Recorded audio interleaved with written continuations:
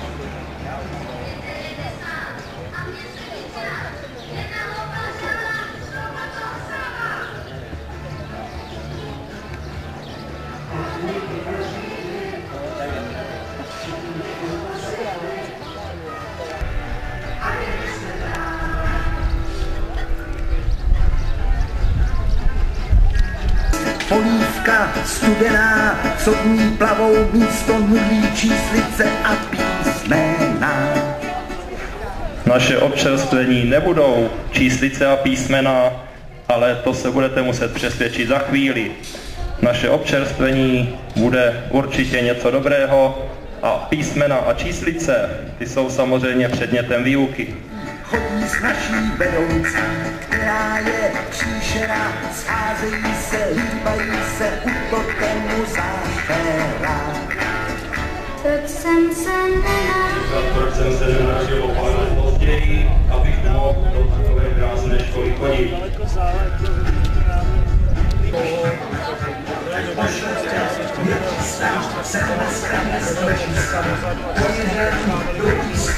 Máme v plánu zastavit se jen textovém středisk.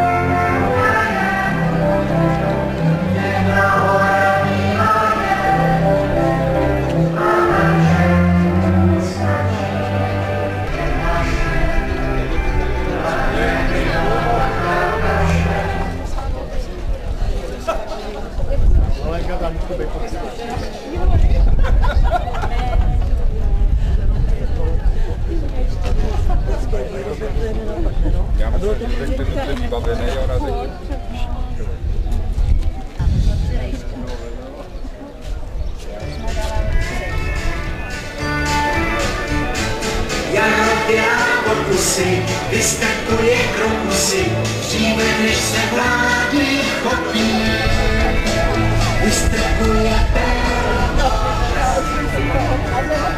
jaro, je to super, zima už nemůže. Stoupá na vzduchu a Honza do růže. Povídám jaro, je to v suchu, nestračujou, slunce svítí lépe. Jakovem si pákolenky. Dobrý den, vážení návštěvníci, ještě jednou vás poprosím, posuňte se blíž, nebojte se, žádné auto vás nepřejede. Je sobota 28. dubna, rekonstrukce školy začala před více než rokem a půl a zaplať pánbu, že je hotová. Nebudu mluvit dlouze, dám slovo osobě, která to všechno nesla po stránce organizační, finanční a další, panu starostovi města, panu Miroslavu Počkovi. Takže ještě jednou dobrý den, vážené dámy, vážení pánové. Jsem rád, že jste se přišli podívat na zrekonstruovanou školu. Několik slov celkové rekonstrukci. Škola se začala rekonstruovat v roce 2010. V říjnu byla předána stavba firmě CL Elanc. Tím bych chtěl uvítat mezi náma pana inženýra Kavku, zástupce firmy.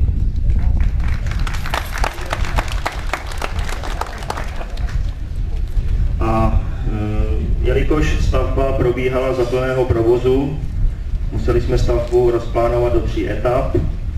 V první etapě se rekonstruovala stará budova v levé části školy, to je z roku 1893.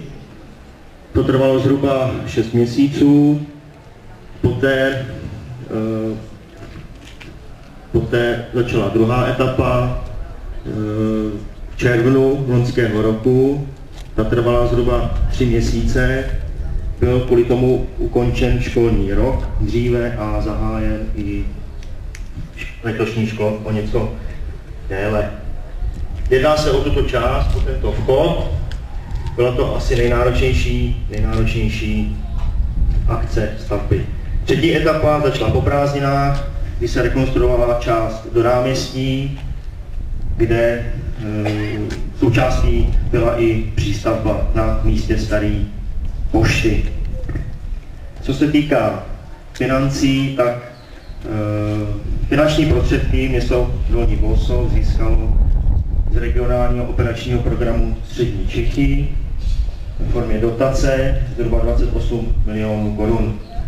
Celková rekonstrukce školy přišla na 34 milionů korun. Nesmím zapomenout ani na druhou akci, která souvisela s rekonstrukcí, a to je zateplení školy a výměna oken. Tato akce byla dotovaná ze Státního fondu životního prostředí, na kterou jsme získali dotaci v hodnotě necelých 9 milionů korun a celkové náklady na zateplení činí 11,5 milionů korun. To znamená, když to sečteme, tak za rok a půl se do této budovy investovalo 45 milionů korun. Doufám, že všichni užívající, včetně žáků, učitelů i budoucích žáků, si budou stavby vážit a že budova bude sloužit i pro příští generace. Tak to je lehce k rekonstrukci, jinak vše je popsáno tady zhruba v hlavním vchodě ve vestibulu. Ještě bych rád přivítal mezi námi zástupce magistrátu Mladá Boleslav, pana inženýra, prvního náměstka, pana inženýra Adolfa Beznosku, prvního náměstka primátora. Rád bych mu předal mikrofon a by vám řekl taky pár slov. Děkuju. Hezké dopoledne. To náměstek primátora není důležitý, ale já jsem kantor a proto jsem tady, protože já mám rád, když se investuje do školy, protože až nás vyženou z radnice, to máme politický den dočasně vždycky, tak se vrátím do školy a těším se docela na to, někdy víc, někdy méně. Nicméně, říká se, že obec každá by měla mít kvalitní školu a opravenou školu, opravený kostel a dobrou hospodu. A vy minimálně jednu z těch věcí už tady máte krásnou školu. A protože do té školy chodí vaše děti, tak bych ještě si přál, aby tam byli skvělí kantoři. Protože skvělý kantor, nádherná budova, prima škola, vyrostou prima děti a ty děti jsou naše šance, tak se jim musíme věnovat. A mám takovou obrovskou radost, že v Dolním Bohuslově jsou osvícení a moudří radní, kteří prostě zvedli ruky pro to, aby ta škola se dala do pořádku a stálo to spoustu milionů. Nejenom ty miliony, o kterých mluvil Mirek, teď 50 dohromady, ale spousta milionů taky z městské pokladny a za to patří dolnobohuslovským radním velký dík. Takže ať si tady děti užívají krásnou školu. Hezký den. Děkuji. Nyní bych předal slovo zástupci firmy, panu Kavkovi. Dobrý den Dolnímu Bousovu. Já děkuji za tu příležitost se zúčastnit dnešního dne otevření školy. Chtěl bych říct, že ta škola, byť se to možná nezdálo, než jsme s tou prací začali, byla moc hezkou budovou, krásnou historickou budovou a že určitě nebylo jednoduché se smířit s tím, že musíme do toho hodně zasáhnout a řadu věcí změnit. Na druhou stranu ten objekt si to zasloužil a myslím si, že tak, jak dneska vypadá, byť je to možná výrazná změna oproti tomu, na co jste byli zvyklí, tak jak vypadá, tak je to veselou stavbou, kterou určitě můžete rádi a dlouho a dobře užívat, přesně i vaše děti. A já celému městu Dolní Bousov, panu starostovi a hlavně i panu řediteli za trpělivost s námi a s naší prací děkuju. Hezký den vám přeju a hodně štěstí vašim dětem v této škole. Takže děkuji. A nyní bych předal slovo panu řediteli, který by vás seznámil s průběhem dne a s několika organizačními záležitostmi.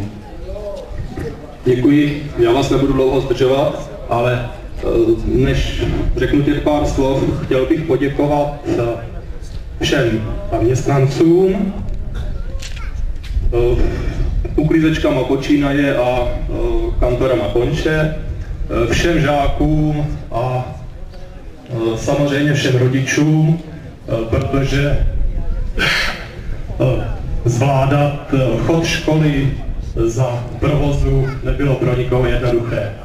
Nikomu se nic nestalo, takže to bylo to nejpodstatnější. No a k těm organizačním věcem, dole v přízemí hned ve vchodu je pro ty, kteří mají problémy se čtením malých písmen, velkým písmem, stručný popis, co všechno zásadního se ve škole změnilo. Ten, kdo je schopen číst menší písmenka, tak si tam samozřejmě můžete vzít papír, kde je to samé, ale v trochu menším. To nejzásadnější, co se ve škole změnilo, je, že se vybudoval spojovací tunel ze školy přímo do haly, takže děti, když chodí na tělocvik, už se nemusí ustrojit, přejít, odstrojit a jít cvičit, ale jdou přímo. V půdních prostorách vznikly úplně nové prostory, tam, kde bývala terasa, nahoře ve 3. patře, ten, kdo sem chodil, si určitě pamatuje, tam vznikl kabinet informatiky, vedle z půdy vznikla počítačová učebna, ke staré tělocvičně v budově školy byly přistaveny šatny a sociální zázemí.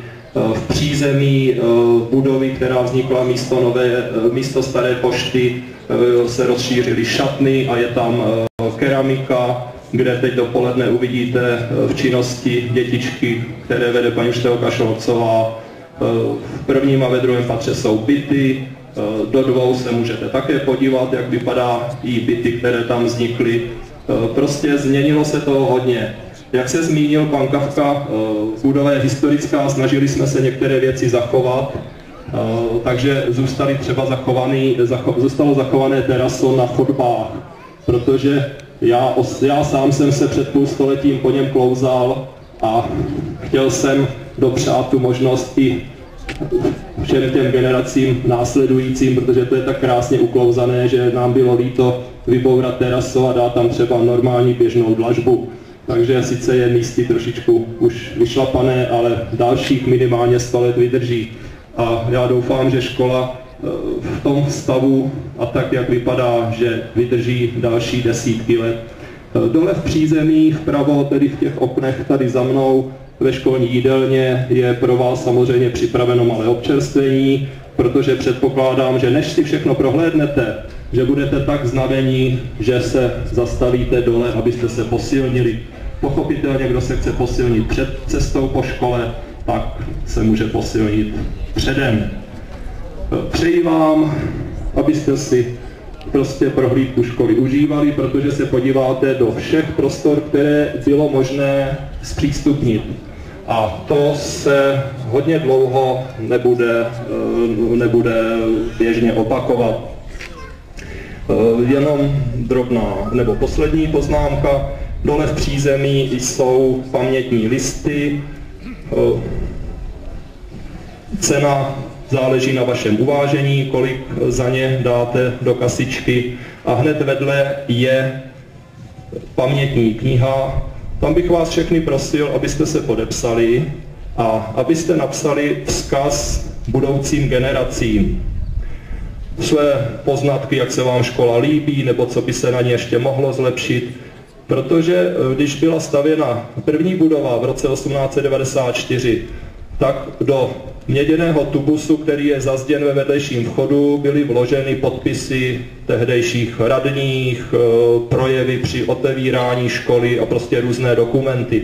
To se otevíralo před přibližně 18 lety nebo kolika, když měla škola 100 let výročí. My jsme se rozhodli, že u této příležitosti, protože tohle je po dostavbě v roce 1931 výrazný zásah do školy, že do toho prostoru zazdíme nový válec, měděný, aby to vydrželo, a do něho vložíme všechny různé dokumenty, fotografie a prostě cokoliv, plus okopírované vaše vzkazy budoucím generacím. Takže předpokládám, že někdy, já nevím, za 100 let zas někdo zjistí, kde to je, nebo prostě bude to v archivu, otevře a bude se divit, co všechno v roce 2012 lidi napsali jako vzkaz budoucím generacím, svým potomkům. Takže to vše je v přízemí hned, když vstoupíte.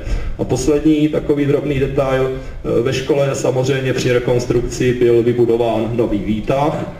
Ten výtah je konstruován tak, že nejezdí na základě vašeho přivolání, ale musí ho někdo zprovoznit. Jezdí na takzvaný čip, to znamená, že pokud bude někdo potřebovat se svést výtahem nahoru s tím, že pak bude postupně dolů, anebo svést ze zhora, musíte požádat buď pana školníka nebo mne, abychom vám výtah uvedli do provozu. To je poslední technická poznámka.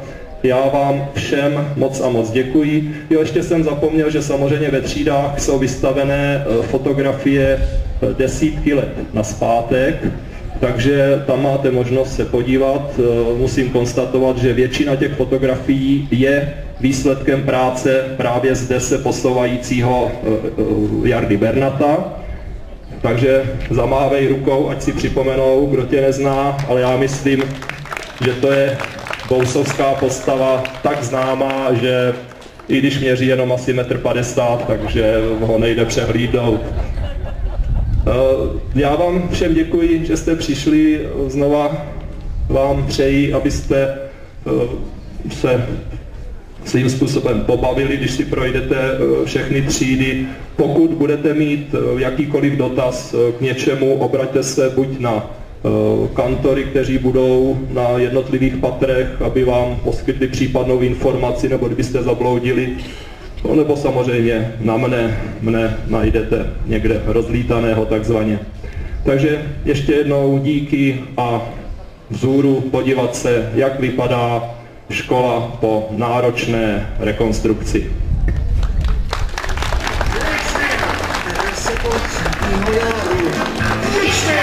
Náš třídní je taky na sladký pečivo, má daleko radši poplatky než pivo.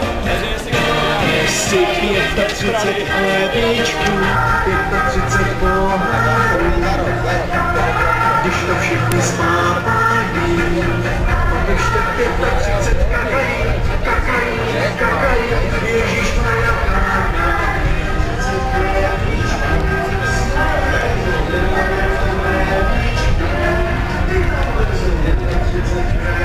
Pár korun do kapsy, dobré, vracíme se zpátky do školy, jsme se dolování, 35 pohádů, když to všichni spávají, nebo ještě dál, rohání se všem řadem ode mne je nejhůře, abych nevyslíš.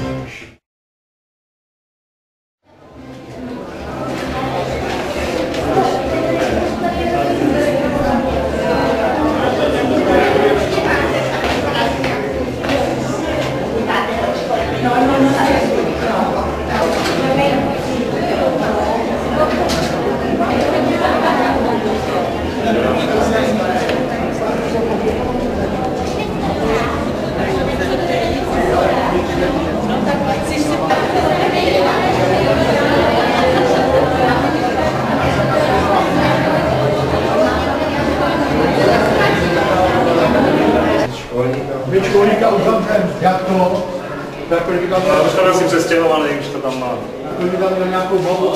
Málo to stát časně. Tohle je ještě hezky sfotíšené.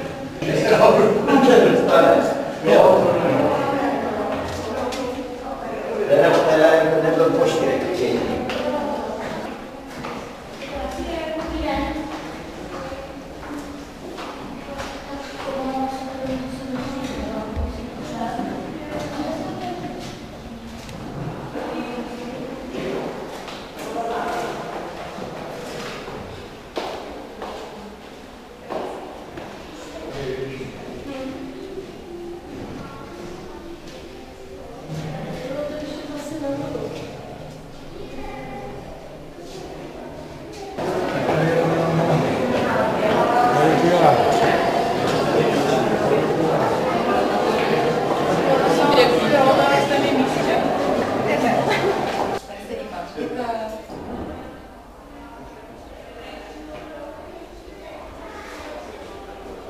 Ještě si dohrát něco dobrého.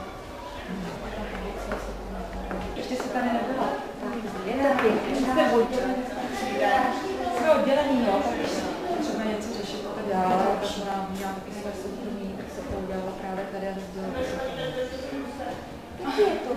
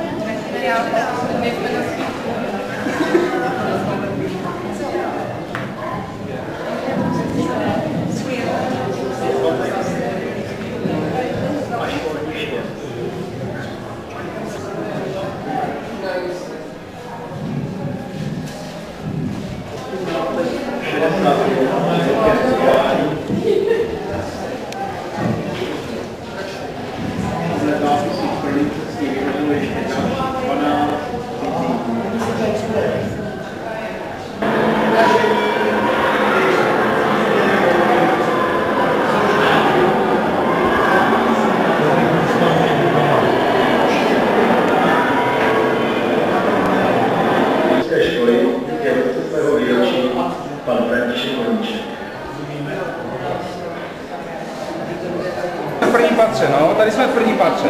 Jestli budete chtít do toho druhého patra, já vás počkám, to není problém. Jo? Já vás potom vyvezu třeba do toho třetího patra. Jenom to chci říct, že kluci mě otrávali, tak jsem dala bačkoru, hodila jsem ji do okna a z toho jsme pak nesli, Šejkovi s oknem zaskli. Jasně, jasně, dobře.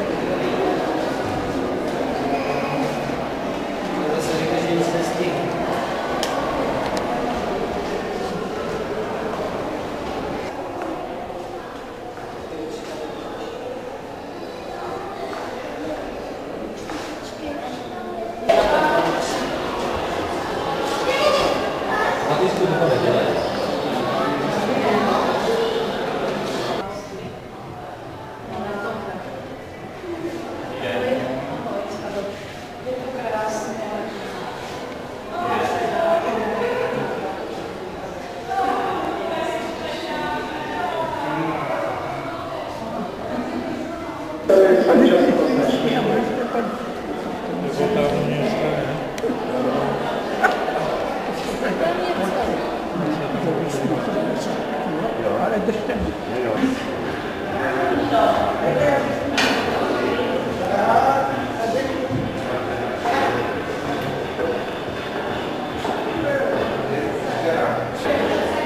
Děkuji.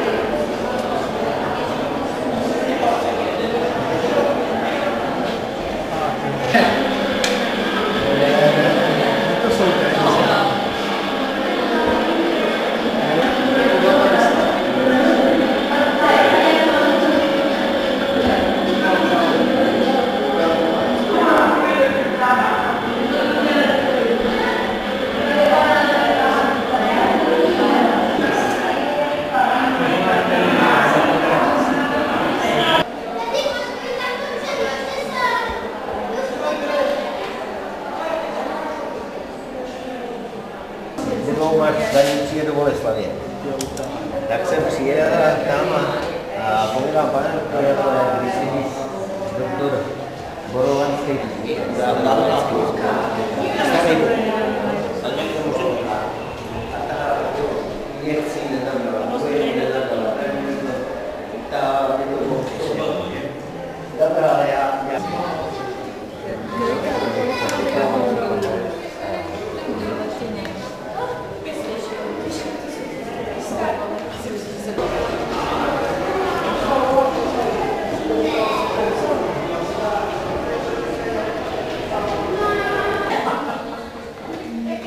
Koníček, který je dost často na Bratíška rád vzpomínal. No, není často, no. Kerpraján.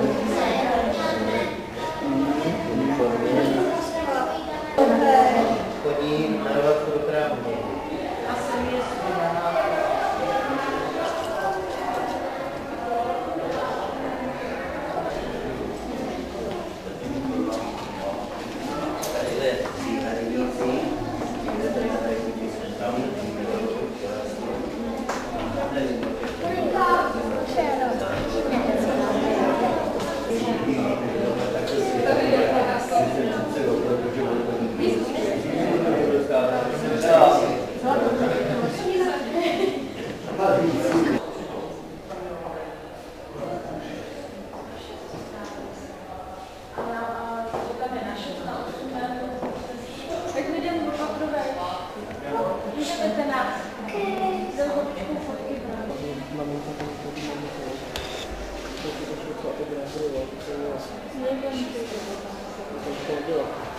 Nesouhlasil s tím, jak to dělá a naše dělá. No, takže ono...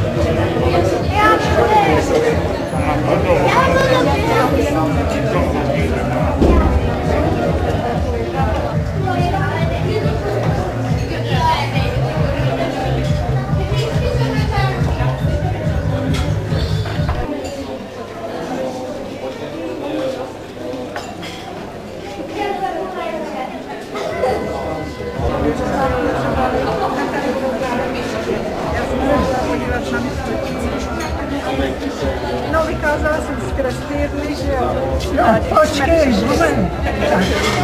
No počkej. Teď já už jsem u vás byl. Já jsem jistě. A já už teď část posnávám problém. A padá, když to Na chvilku k vám zase přijdem, jo? To zase uteklo jako voda, já to nestačím ani za.